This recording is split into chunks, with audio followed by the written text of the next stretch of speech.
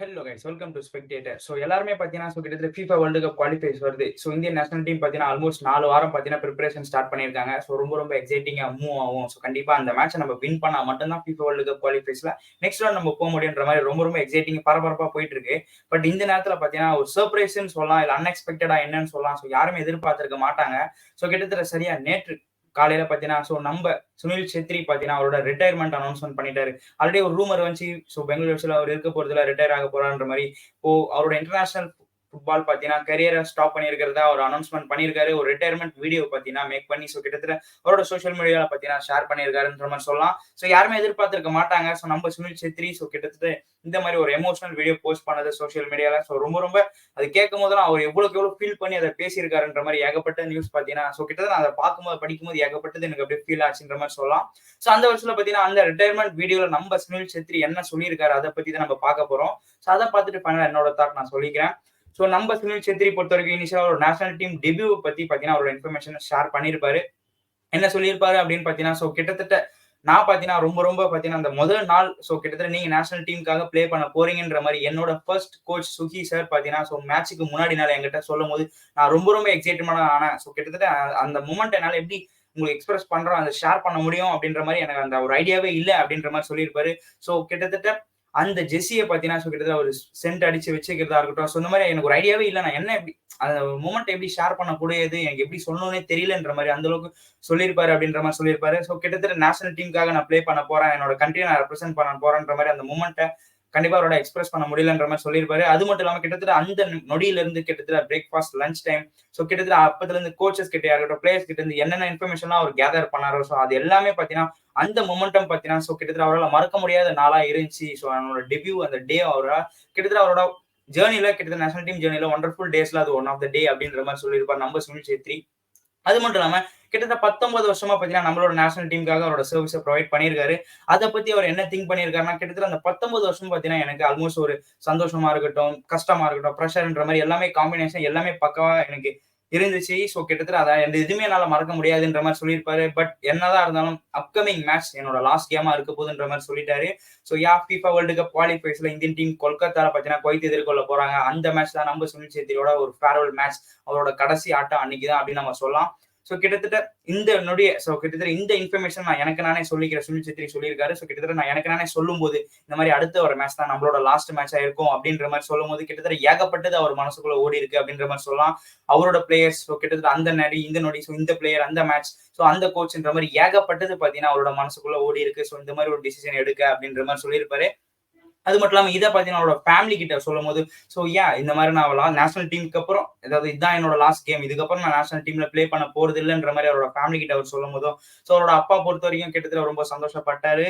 ஓகேன்ற மாரி மூவ் பண்ணாரு. பட் அவங்களோட ஃபேமிலில அவங்க அம்மாவும் சரி, அவங்களோட ஒய்ஃபும் சரி ரொம்ப கஷ்டப்பட்டாங்க. கிட்டத்தட்ட எதுக்கு அழுவுறோன்ற மாரி அவங்களால சொல்ல முடியல. நான் எதுக்கு அழுவுறேன்ற மாரி அவங்களால சொல்ல முடியலன்ற மாரி ஒரு கண்ணீர விட்டாங்க அப்படின்ற மாரி சொல்லியிருப்பாரு. Sorry sorry. அதுக்கப்புறம் சரி ஓகே ஃபேமிலி கிட்ட சொல்லிட்டாரு. அவரோட பெர்சனல் மைண்ட்ல என்னதான் ஓடிட்டு இருந்துச்சு ரிட்டயர்மென்ட் பொறுத்தவரைக்கும்னா, நான் என்னால முடியல, என்ன ரொம்ப சோர்வா இருக்கேன்ற மாரியும் இல்லாம, அவங்களால கிட்டத்தட்ட அதனால, இதனாலன்ற மாரி எதுவுமே இல்ல. எனக்கு ஒரு ஸ்டிங் ஆச்சு. இந்த மாரி நம்ம ரிட்டயர்மென்ட் அனௌன்ஸ் பண்ணோம். இதான் நம்மளோட லாஸ்ட் கேம். அத பத்தி நான் திங்க் பண்ணேன். ஃபைனலா அந்த டிசிஷன் நான் எடுத்துட்டேன் அப்படின்ற மாரி சொல்லியிருப்பாரு. கண்டிப்பா இந்த முடிவு நான் எடுத்தது கஷ்டப்படுவேனா, நான் கஷ்டப்பட்டு தான் போப்போறேன்.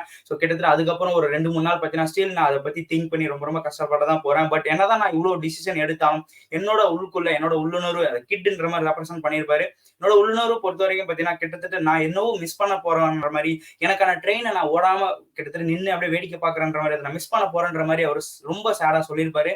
கிட்டத்தட்ட என்னோட லைஃப்ல கிட்டத்தட்ட ஏகப்பட்ட அமேசிங் திங்ஸ்லாம் நடந்திருக்கு.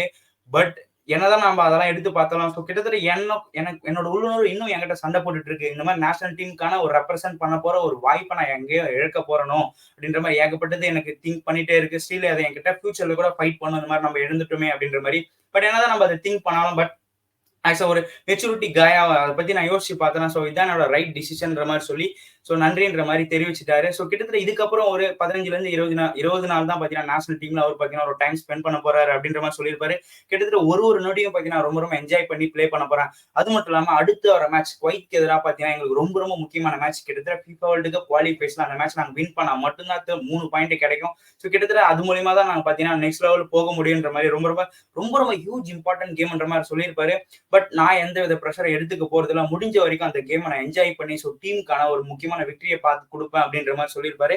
அது மட்டும் இல்லாம ஃபேன்ஸ் பொறுத்த வரைக்கும் பாத்தீங்கன்னா சோ இப்போ நான் இதை சொல்றது ஒரு வித்தியாசமா கூட இருக்கலாம். பட் அவர் என்ன சொல்லியிருப்பாருன்ற மாதிரி இதுதான் அவரு சொல்லியிருப்பாரு. ஸோ கிட்டத்தட்ட நான் சொல்றது வித்தியாசமா கூட இருக்கலாம். ஸோ இது கான்ட்ரவர்ஷியலா எடுத்துக்காதீங்க. ஏன்னா கிட்டத்தட்ட எனக்கு கிடைச்ச அந்த அளவுக்கு அன்பா இருக்கட்டும், ஃபேன்ஸ் கிட்ட இருந்து கிடைச்சதா இருக்கட்டும், அந்த அளவுக்கு லவ் எதுவுமே பாத்தீங்கன்னா மற்ற பிளேயர்ஸ்க்கு யாருக்கும் கிடைச்சதா அது மாதிரி எனக்கு சூப்பரா கிடைச்சிருக்கு. எந்த அளவுக்கு யாருக்குன்னா கிடைச்சிருக்குமா அப்படின்ற மாதிரி சூப்பரா சொல்லியிருப்பாரு நம்ம சுனில் சேத்ரி பொறுத்த வரைக்கும். ஸோ கிட்டத்தட்ட எல்லாருக்குமேன்ற மாதிரி ஒரு நன்றியை தெரிவிச்சிருப்பாரு. ஏன்னா இது வரைக்கும் பாத்தீங்கன்னா என்னோட லைஃப்ல இந்த சூப்பரா என்னோட கரியர் முடிவடைறதுக்கு நீங்களும் ஒன் ஆஃப் த பார்ட்ன்ற மாதிரி சொல்லியிருப்பாரு.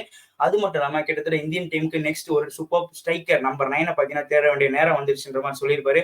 ஆனா இப்போதைக்கு எல்லா கிளப்புமே பாத்தீங்கன்னா ஆல்மோஸ்ட் எந்த ஒரு நேஷனல் டீம் பிளேயரா இருக்கட்டும், ஒரு இந்தியன் ஸ்ட்ரைக்கரா இருக்கட்டும் பாத்தீங்கன்னா ஆஸ் அன் ப்ராப்பர் நம்பர் என்ன ஸ்டார்ட் பண்ண போறது இல்ல. ஃபாரின் பிளேயரை வச்சு ஏன் டிஃபால்ட்டா நம்ம எல்லாருமே அதான் திங்க் பண்ணுவோம். ஒரு ஃபாரின் பிளேயர் உள்ள வரணும், ஸோ ஸ்ட்ரைக்கரா அவர் தான் பெட்டர்னு. நம்ம ஏன் அந்த ரோல் ஒரு இந்தியன் பிளேயரை கொண்டு வரக்கூடாதுன்ற மாதிரி யோசிச்சு ஸோ கிட்டத்தட்ட அதை சொல்லியிருப்பாரு. கண்டிப்பா இந்த ஃபியூச்சர்ல இதெல்லாம் மாறப்படும். கண்டிப்பா national team players Indian players பார்த்தீங்கன்னா நம்ம ஸ்ட்ரைக்கர் நம்பர் 9 பார்த்தீங்கன்னா ஸ்டார்ட் பண்ணுவாங்க கிளப்ஸ்ல அப்படின்ற மாதிரி சொல்லியிருப்பாரு நம்ம சுனில் சேத்ரி.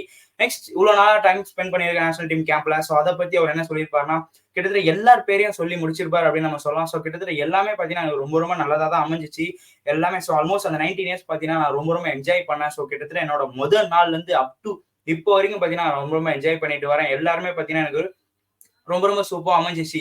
ஸோ கிட்டத்தட்ட பிளேயர்ஸோட மீட் பண்ண என்னோட முதல் நாள்ல போய் நான் பிளேயர்ஸை மீட் பண்ணதா இருக்கட்டும், கோச்சஸ், ஸ்டாஃப்ஸ், கிளப்ஸ் ஸோ எல்லார்கிட்டையும் நான் பேசுறதா இருக்கட்டும், எல்லாமே பார்த்தீங்கன்னா ஒரு மெமரபிள் மூமெண்டா இருந்திருக்கு அப்படின்ற மாதிரி சொல்லியிருப்பாரு. ஸோ பட் என்னதான் இருந்தாலும் பட் அவங்க எல்லாருமே பார்த்தீங்கன்னா ஸோ கிட்டத்தட்ட அந்த ஜெர்சி வியர் பண்ணி அந்த நேஷனல் ஆந்தம்ன்ற மாதிரி எல்லாத்தையும் நான் மிஸ் பண்ண இருக்கேன் அப்படின்ற மாதிரி சொல்லியிருப்பாரு. ஸோ கிட்டத்தட்ட என்னோட ஃபர்ஸ்ட் கேப்டன் வெங்கடேஷ், அது மட்டும் இல்லாம சமீக் நாயக், அது மட்டும் இல்லாம ரெட்னே சிங்ன்ற மாதிரி ஏகப்பட்ட பிளேயர்ஸை மென்ஷன் பண்ணி இவங்க எல்லாருமே பார்த்தீங்கன்னா மிஸ் பண்ண போறேன். கிட்டத்தட்ட எல்லார்கிட்டையும் பார்த்தீங்கன்னா ஒரு நேம் என்னன்ற அதாவது உங்களோட ஏஜ் என்னன்ற மாதிரி கேட்டு அவங்களும் அதுக்கு ஏற்ற மாதிரி எனக்கு சொல்லியிருக்காங்க. ஆல்மோஸ்ட் என்டையர் டீம் பிளேயர்ஸா இருக்கட்டும், பிளேயர்ஸ் அது மட்டும் இல்லாம கோச்சஸ் ஸோ ஏகப்பட்ட கோச்சஸ் நம்ம அவர் பீரியட்ல இருந்த எல்லா கோச்சஸுமே அட்ரஸ் பண்ணியிருப்பாரு.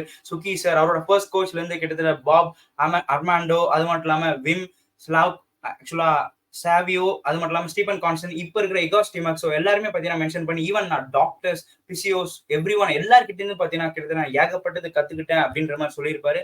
பட் ஃபைனலா பார்த்தீங்கன்னா ஒரு நன்றியை தெரிவிச்சிருப்பாரு. ஸோ கிட்டத்தட்ட 20 ஸோ என்னோட 20 ஏஜ் என்னோட 20 இயர்ஸ் ஏஜ்ல இருந்து பார்த்தீங்கன்னா அப் டு 39 வரைக்கும் பார்த்தீங்கன்னா ஸோ கிட்டத்தட்ட நான் ஏகப்பட்டது பார்த்தீங்கன்னா கத்துக்கிட்டு இருந்தேன். எல்லார்கிட்டையும் பார்த்தீங்கன்னா எல்லாமே ஆல்மோஸ்ட் அந்த சந்தோஷமா இருக்கட்டும், கஷ்டமா எல்லாத்தையும் பார்த்தீங்கன்னா கத்துக்கிட்டு இருந்தேன். ஸோ இவங்க எல்லாருமே இல்லைன்னா கண்டிப்பா என்னோட 19 இயர்ஸ் ஒரு சக்சஸ்ஃபுல்லா அமைஞ்சிருக்குமா? ஸோ அது பாசிபிளானா அது கொஞ்சம் டவுட்டா தான் இருக்கும். இவங்க இல்லாம இருந்தா கண்டிப்பா நான் சக்சஸ்ஃபுல்லா முடிச்சிருக்க மாட்டேன். ஸோ ஒரு பக்கம் ஸோ ரிட்டையர்மெண்ட் ஆகணும்னு நினைக்கிற ஃபேன்ஸ்க்கு இது ஒரு பக்கம் சந்தோஷத்தை கொடுத்தாலும், மறுபக்கம் கண்டிப்பா ஃபேன்ஸ் எதிர்பார்க்காத ஃபேன்ஸ்க்கு ரொம்ப ரொம்ப ஒரு டிசப்பாயிண்ட் அமைஞ்சிருக்கும். பட் ஓகே ஸோ கண்டிப்பா ஒன்ஸ் எண்ட் ஆகிதான் ஆகணுன்ற மாதிரி சொல்லியிருப்பாரு. கண்டிப்பா அடுத்த ஒரு கடைசி மேட்ச் குவைத்க்கு எதிராக பார்த்தீங்கன்னா ஸோ கண்டிப்பா ஒரு பெட்டர் கேம் அவர் காமிக்க இருக்காரு. நான் முடிஞ்ச வரைக்கும் ரொம்ப ரொம்ப சந்தோஷமா பிளே பண்ணி விடைபெற இருக்கேன் அப்படின்ற மாதிரி சேடா சொல்லியிருப்பாரு.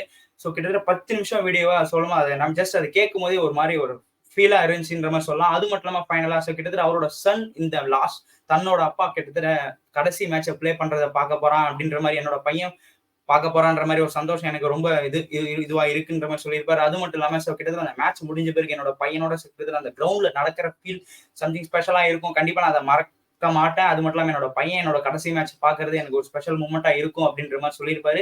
ஸோ ஃபேன்ஸ் என்ன வேணா நினைச்சுக்கிட்டோம். ஸோ கிட்டத்தட்ட என்ன ஞாபகம் வச்சுக்கிறது நீங்க எப்படி வேணா ஞாபகம் வச்சுக்கலாம். ஒரு வித்தியாசமான ஆளா இருக்கானா, ஸ்ட்ரேஞ்சா இருக்கானா, இல்ல நீங்க ஒரு பண்ணிக்காய என்ன வேணா நினைச்சீங்க. பட் நான் ஒரு லக்கியஸ்ட் அது மட்டும் இல்லாம ஹார்ட் ஒர்க்கிங் நேஷனல் டீம் பிளேயர்ன்ற மாதிரி சொல்லியிருப்பாரு நம்ம சுனில் சேத்ரி. ஸோ கண்டிப்பா யாரும் மறக்க மாட்டோம் நம்ம சுனில் சேத்ரியை பொறுத்த வரைக்கும். ஸோ என்னதான் நம்ம கிட்டத்தட்ட அவங்க 42 வயசுல பார்த்தீங்கன்னா இவ்வளவு சூப்பர் பெர்ஃபார்ம் பண்ணிட்டு இருக்காங்கன்ற மாதிரி நம்ம யோசிச்சலாம். பட் இங்க நம்ம இந்தியன் டீமை பார்த்தீங்கன்னா தோல்ல சுமந்த ஆள் அப்படின்னு நம்ம சொல்லலாம் நம்ம சுனில் சேத்ரி பொறுத்த வரைக்கும். பட் ஃபைனலா பார்த்தீங்கன்னா அவரோட ரிட்டையர்மெண்ட்டை அனௌன்ஸ் பண்ணிட்டாரு. ஸோ யாராலுமே பார்த்தீங்கன்னா ஏத்துக்க முடியல. ஸோ அட்லீஸ்ட் அவருக்கு இன்னும் கிடைக்க வேண்டியது ஏதோ கிடைக்கணுமா அப்படின்ற மாதிரி ஒரு கேள்வி இருக்கு. ஸோ ஏன் அப்படின்னு நான் எடுத்துக்கணும்னு பார்த்தேன்னா, ஸோ கிட்டத்தட்ட இப்போ FIFA வேர்ல்டு கப் குவாலிஃபைஸ்ல இந்தியா நெக்ஸ்ட் ரவுண்ட் மூவ் பண்ணிட்டாங்க. ஸோ FIFA வேர்ல்டு கப் குவாலிஃபைஸ்ல அடுத்த ரவுண்ட் மூவ் பண்ணாலே ஸோ ஒரு குட் கிரெடிட்ஸா இருக்கும். பட் என்னவோ இன்னும் கிடைக்காம ஒரு மிஸ் பண்றாரோன்ற மாதிரி எனக்கு பர்சனலா ஃபீல் ஆகுது. பட் நம்ம நேஷனல் டீமுக்கு இன்னும் ஒரு புது ஸ்ட்ரைக்கர் வர வேணும் அப்படின்ற மாதிரி சொல்லலாம். ஸோ சுனில் சேத்ரியோட ஃபைனல் மேட்ச் ஜூன் 6 நடக்க இருக்கு. ஸோ கண்டிப்பா ரொம்ப ரொம்ப டிசப்பாயிண்டா இருக்கும். ஸோ ஏன் ஒரு பக்கம் நம்ம அவரோட பாஸ்ட் எடுத்து ரொம்ப ரொம்ப சந்தோஷமா எடுத்துக்கலாம். கண்டிப்பா இதுக்கப்புறம் ஒரு நியூ கோச் ஒரு நியூ ஸ்ட்ரைக்கர் நம்மளுக்கு வர இருக்காங்க அப்படின்னு நம்ம எதிர்பார்க்கலாம். பட் ஃபைனலா பார்த்தீங்கன்னா ஒரு ஹாப்பி எண்டிங்கா நம்ம சுனில் சேத்ரிக்கு முடியும். ஸோ என்ன பொறுத்த வரைக்கும் பட் நான் அன்எக்ஸ்பெக்டட். ஸோ இந்த மாதிரி ஒரு மூமெண்ட் வரும்னே நான் எதிர்பார்க்கல. பட் நம்ம சுனில் சேத்ரி சொல்லிட்டாரு. ஸோ ஓகே இதுக்கப்புறம் நம்ம ஒரு நியூ பிளேயர் ஒரு நியூ செட் ஆஃப் கேப்டன் அப்படின்ற மாதிரி தான் மூவ் பண்ண போறோம். பட் இது வரைக்கும் சுனில் சேத்ரி பண்ணது ஸோ கிட்டத்தட்ட ஹேட்ஸ் ஆஃப். ஸோ ரொம்ப ரொம்ப ஹார்ட் ஒர்க் பண்ணியிருக்காரு. அதிக கோல் ஸ்கோர் பண்ணது ஈவன் அதை கூட சூப்பரா சொல்லியிருப்பாரு. என்னதான் அதிக கோல் ஸ்கோர் பண்ணி நேஷனல் டீம்ல 3rd பொசிஷன்ல இருந்தாலும் பட் அவங்களோட ஸ்டாண்டர்ட் என்னோட ஸ்டாண்டர்ட் வேற அப்படின்ற மாதிரி சூப்பரா அந்த ஒரு கம்பேரிசன் பண்ணி என்னவே பேசாதீங்க, நான் ஒரு தனி இந்த மாதிரி பிளேயர்ன்ற மாதிரி சூப்பரா சொல்லியிருப்பாரு. அவர் அட்ரஸ் பண்ணியிருப்பாரு. ஸோ சுனில் சேத்ரி மூவ் பண்றது ரொம்ப ரொம்ப ஒரு பக்கம் கஷ்டமா இருந்தாலும் நெக்ஸ்ட் அடுத்தா முடிஞ்சுதான் ஆகணும். ஸோ அதுக்கு அடுத்து வரதான் போறாங்க. ஸோ கண்டிப்பா நான் பர்சனலா ரொம்ப ஃபீல் பண்றேன். ஸோ சுனில் சேத்ரி மூவ் பண்ணிட்டாரு. ஸோ இதை பத்தி நீங்க என்ன நினைக்கிறீங்கன்னு சொல்லுங்க. Okay let's go Indian football.